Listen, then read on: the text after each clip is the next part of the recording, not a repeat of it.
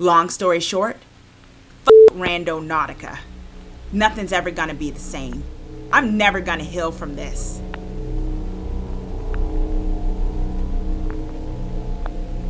So everything started with me finding out about Randonautica on TikTok. I saw that people were finding strange things or having spiritual experiences.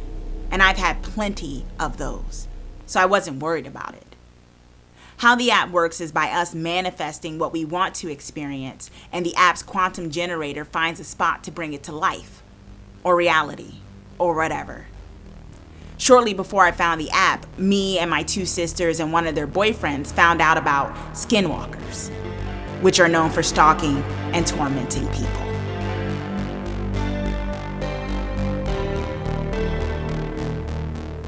I'm risking my safety by even thinking about this, but it's too crazy of a story not to tell.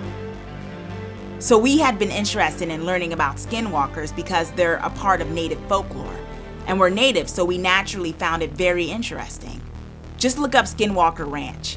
Those bitches are for real. No one knows for sure how they came to be, but according to legend, they were cursed. Some say they sold their humanity to gain their powers. But who knows? The thing about them is, just don't think about them too much because they're attracted to people who show interest in them. So yeah, we found out about them and everything was fine until we found Randonautica. I told my sisters about it and we went on our first randonauting trip.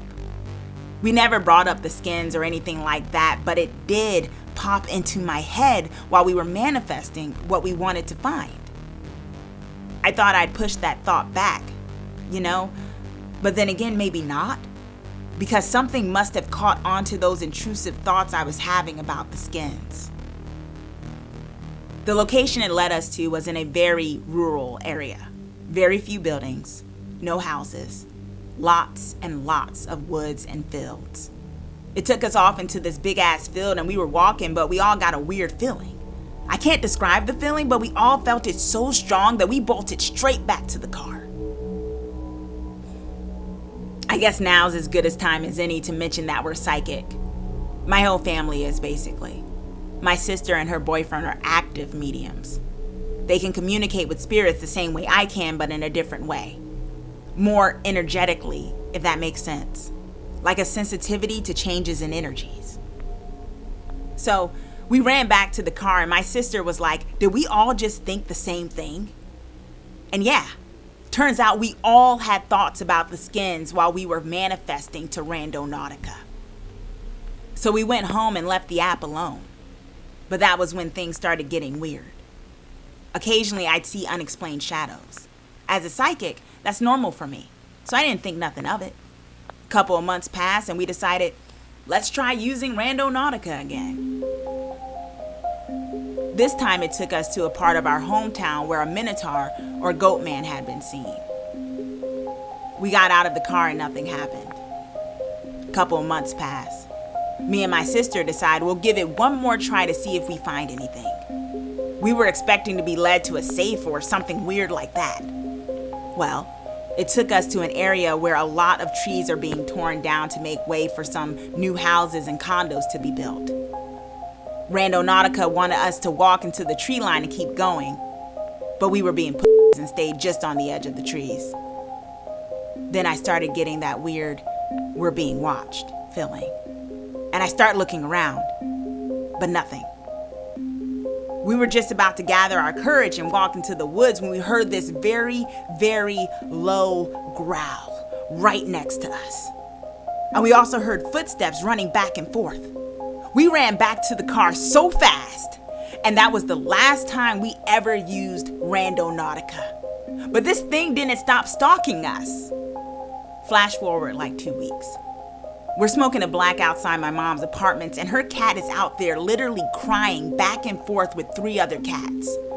I had never fucking seen these cats before, and they sounded like babies trying to talk. They were just sitting in a circle chittering to each other. They scared the shit out of us. Later, we were standing on the balcony and we heard movement coming from the woods behind the apartments. We live in a very wooded area.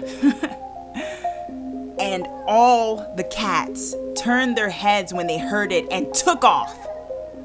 Now keep in mind, when the cats saw us, they didn't move or stop talking to each other and nothing. Also keep in mind that skins are known for possession. Then a couple days later, I'm smoking another black when I hear hissing from around the corner of the apartments. But it's no cat hissing. Bro, I swear it sounded like a person trying to hiss like an animal. Strange things still happen to me to this day. Like strange bruises, like feeling hands touch you and shit like that. So yeah, that's the story. I know it sounds sketchy as fuck. Believe it or not, a lot of my family don't believe us.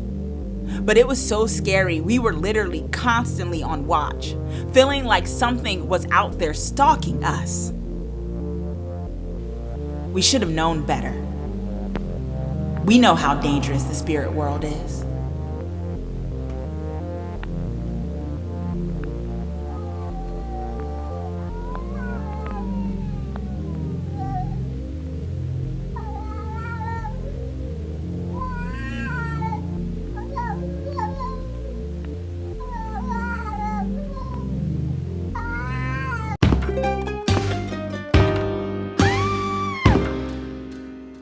Hi, I'm Sean McCabe. And I'm Carrie McCabe. We are, well, married, obviously, but we're also obsessed with the darker side of things. True crime stories, alien abductions, poltergeists.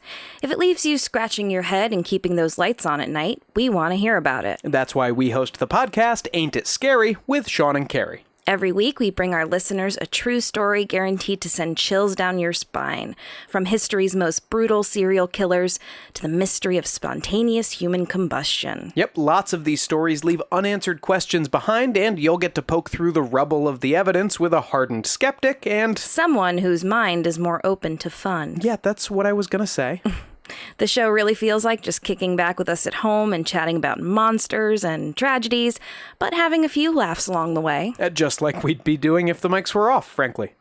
You can find Ain't It Scary with Sean and Carrie wherever you get your podcasts, and on social media at Ain't It Scary. Come play with us. Forever and ever and ever.